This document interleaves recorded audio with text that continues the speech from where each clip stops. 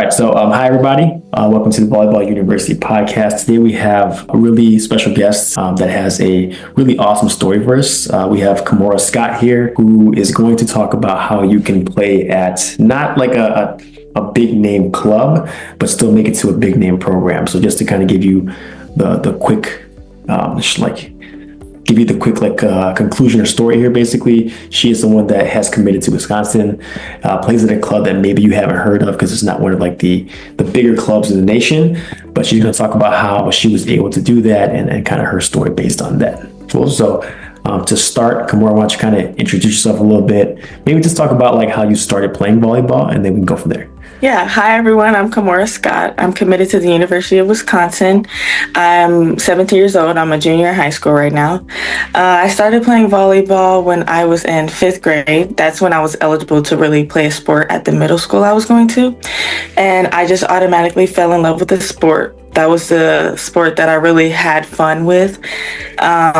I started playing travel like club volleyball in 8th grade, and I just joined mid-season. Like I didn't start with everybody else. My coach just saw me and she was like, "She's tall. Let's put her on the team." I didn't know much, but they taught me, and I eventually learned. I'm a quick learner, and here I am now. And you play, just to make sure they know, you play, your position is middle blocker typically. Yes. Yeah, primary. At what point? So you started playing club in 8th grade and just basically kept playing from then on at the same. Yeah. What did you have? You been the same club the whole time?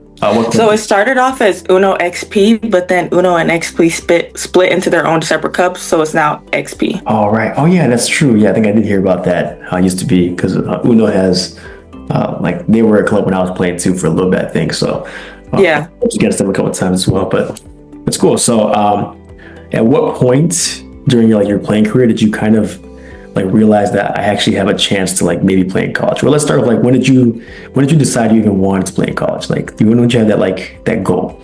I think that was when I was my freshman year, that club season of my freshman year. I think that's when I was like, wow, I think this is something I want to do.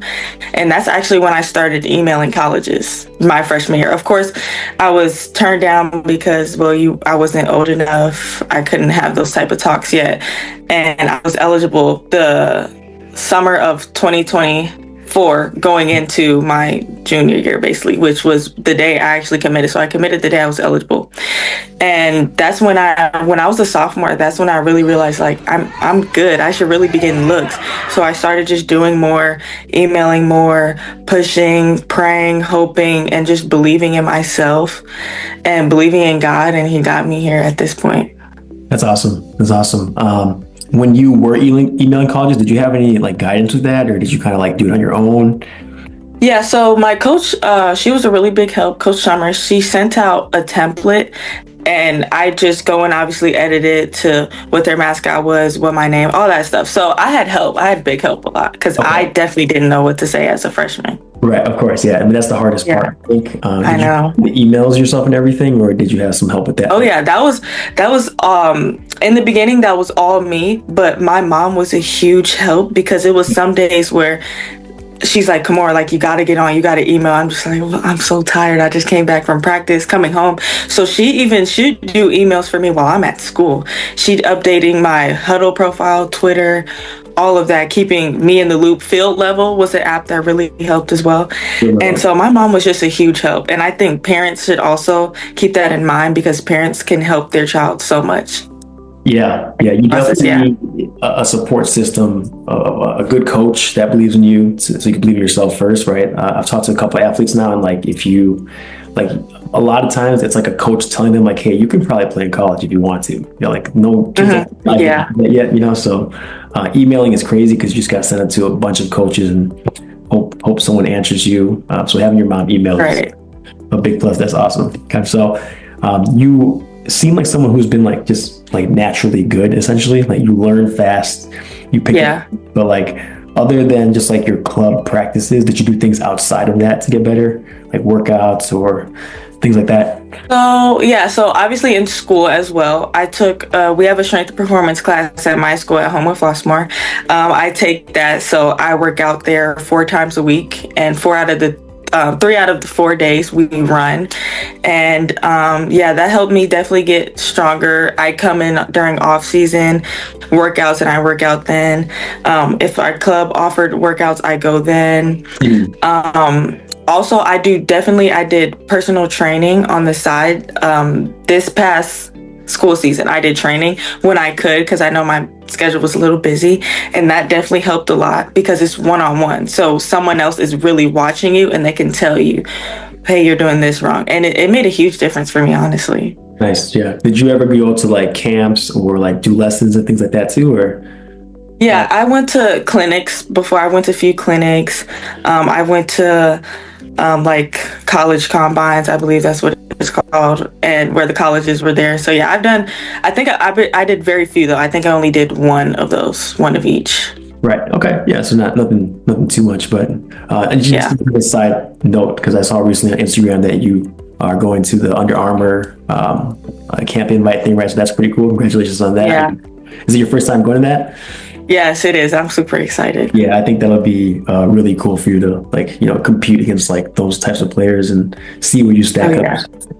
I think that's really cool. Okay, so that's awesome. And the reason I had you tell that is because I want people to know that this stuff just doesn't come to you, right? It's like even if you're naturally talented or naturally athletic or naturally physical or tall, like you still have to do like more things. Otherwise, it's exactly definitely. So, I mean, I don't know if you've seen, but I've seen many players who have the talent or the height, whatever, they just don't apply and then they end up not playing anymore. So, yeah. Okay, so I want you to tell me now, like the story of Wisconsin coming to see you, right? So, like, or even before then, like, did you have like a list of schools? Like, you kind of like, was Wisconsin one of your top schools, or what did it look for you? Yeah, definitely Wisconsin was on the list. I didn't lower my standards at all when I was emailing. I always kept it like the well-known big schools. Any volleyball college school that you could think of, I was emailing them, like Baylor, Illinois, like stuff like that. I was emailing them. I didn't settle for less when even I was super grateful. I'm not saying I wasn't grateful for the smaller schools noticing me. I definitely was, but I had a goal and I wasn't just going to neglect that goal. But anyway, so yeah, I had that list and I was emailing them every time the court changed. I was emailing them at tournaments. I was on it, just keeping them updated. And Wisconsin, I remember I emailed Wisconsin the first day of the Indianapolis tournament, first or second day. And I seen Kelly come to the court, but he was talking to Gary, who's the assistant coach. Gary, I knew Gary was there the whole time, but I didn't know who Gary was. So once I saw them talking, I was like, oh, they know each other. Okay. So once Kelly showed up, I was like, this is it. Like, you have to show them who you are. This is your opportunity. And I think I did a great job of doing that. Plus, Gary was there. So Gary was actually the one who told him, hey, come check her out.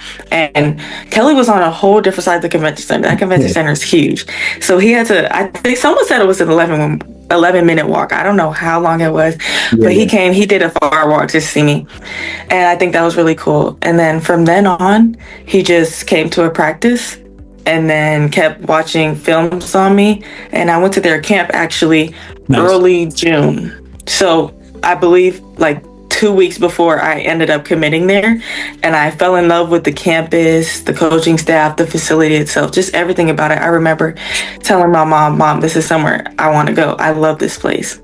Yeah. So yeah. Awesome. I'm glad you got to see it first and like really make sure it was right. Go. So were you a sophomore when he first saw you then? It was this at the time? Yeah. Right? Okay. Mm-hmm. Yeah, I was a sophomore. Okay, cool. And then you went to the camp after he saw you, right? Mm-hmm. Yeah. Okay. And then just as like, I just want to like make a visual of this. Like when you noticed like Gary and the other coaches, were you like during warm-ups? Was it during warm-ups, or when did you like see them? Was it like the whole pool play? So Gary was watching the game. So I had other colleges there, but Gary was already watching the game. I saw him there, but I didn't know who he was. I just thought he was like a random person just watching the game.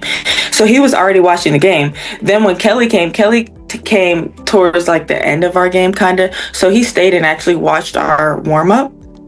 And I was like, okay, so he can see me hit. So he saw that, and yeah, so Gary watched the majority of it. Kelly really saw kind of a snippet, but obviously there's film he could watch if he was interested. Right. And so, yeah. Yeah, I always think that's interesting because, like, when you think of it from a player's perspective, like you're trying to warm up or you're in the game currently, and then you like look to the side, and like, oh shit, the coach is here. So yeah, and it was like straight on. Like Kelly was right here, I'm at the net like this. Yeah, so it was like, you can't practice for that. That's just like you just gotta have it. Like it's a game time to go. You just gotta play. Yeah. And I knew it looked like that. I wanted like the people listening to know that that's what it was. You were mid game. Your team was either up or down, and you saw that, and you all these things happen. It's a lot to juggle. So I just had to trust my training and trust God at that point. Yeah. I think you put in all the work and you let it happen. I believe in that too. Yeah. So exactly. That's awesome. Cool. So with that being said, you are a junior in high school now. You're currently in your club season, right? Mm-hmm. What is the rest of like this club season looking like for you? What do you think your senior year is looking like? So this club season, I think, because I'm playing up with the 18s currently. I've always played up. So I'm with people who it's their last club season too, because I'm graduating a semester early. So this is technically my last year club. And we're just all here to have fun. Some people are still looking to be committed. Some few are committed. And yeah, we're just showing up for each other. We want to make each other better. We want to make this last year count. And that's what makes it so fun. Like I want to show up every day for these girls because I want to do it for them. They helped me get to this point, believe it or not. Mm-hmm. They supported me through everything. And yeah, they were huge help.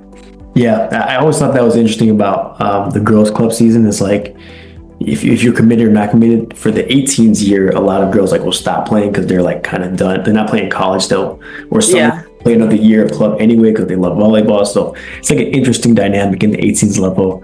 It's cool if you're playing, and you're right. I didn't realize that this is your last club season because you said you're graduating a semester early next year, and then when you graduate early, what's your plan after that?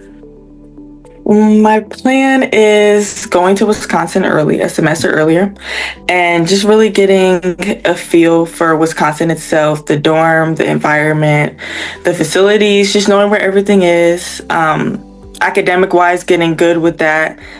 And yeah, it's just really to get a head start, which I think will be a huge help for me. Yeah, I think that'd be helpful too. And kind of get the nerves down and really. No, yeah, definitely. That's cool.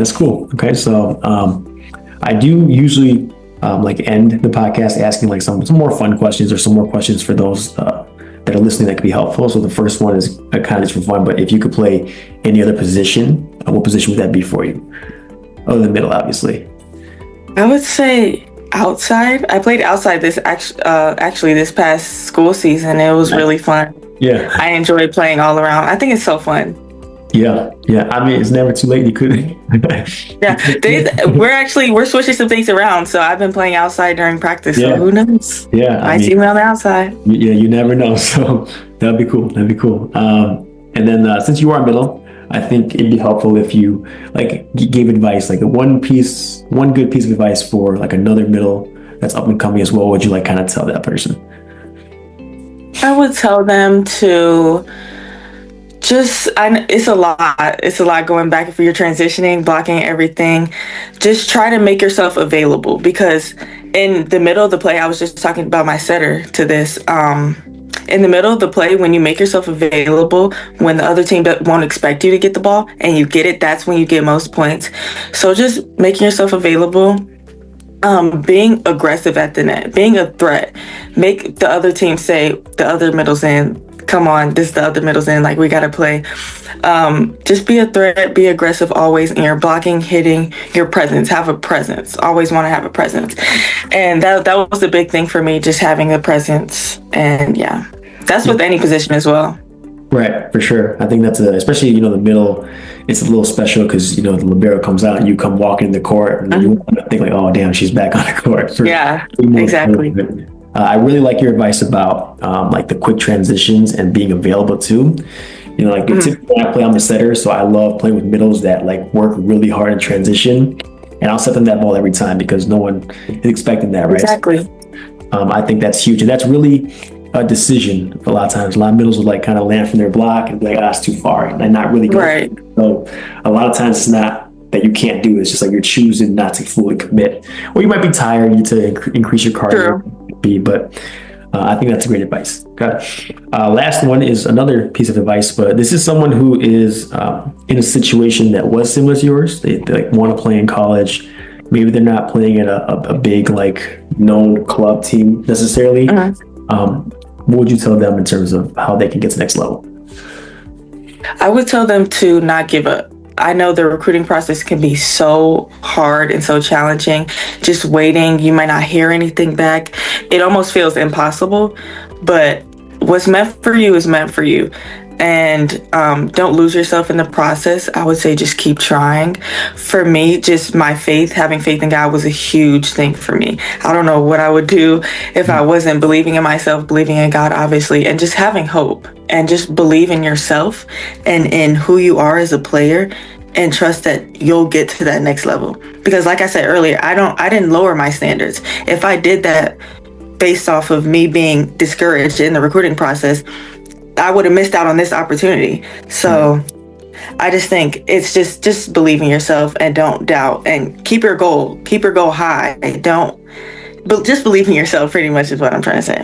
Yeah. I think that's great advice. I think you're right. With the recruiting process can be pretty brutal. Hearing like you're going to hear more no's than yeses maybe, right? So you might not hear back at all. Even you're just sending emails into the void. So it's definitely coming with believing yourself, using God if that helps you, using your support system, whatever that might be. So great advice again. Yeah. You're good at giving advice, I think. So maybe thank you.